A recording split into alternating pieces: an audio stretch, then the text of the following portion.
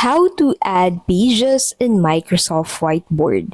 In this video, I'll show you how to add pages in Microsoft Whiteboard. So to get started, go ahead and open Microsoft Whiteboard into your preferred browser. But if you have the app, you can go ahead and open the app itself. So on Microsoft Whiteboard, you need to sign into your Outlook account before you can open it, and then go ahead and select a whiteboard where you want to add pages to. So you can also create a new whiteboard where you want to add pages to. And then since there is no direct way for you to add pages on Microsoft Whiteboard, you need to go ahead and add notes into that area where you want to add a page number to.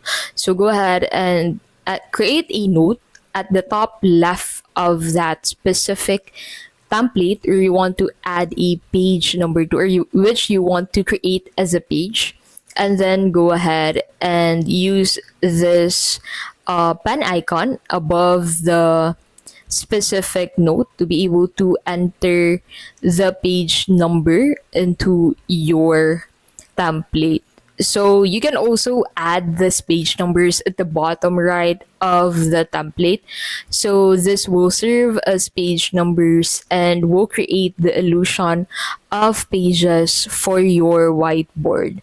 This is an effective workaround if you actually aim to create multiple pages on your whiteboard, but since the feature is not available yet on Microsoft Whiteboard, a workaround is using this notes to create page numbers for each of the area where you want to create a new page for.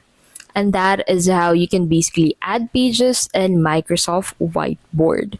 If this video was helpful, please don't forget to give this video a like and subscribe for more videos like this.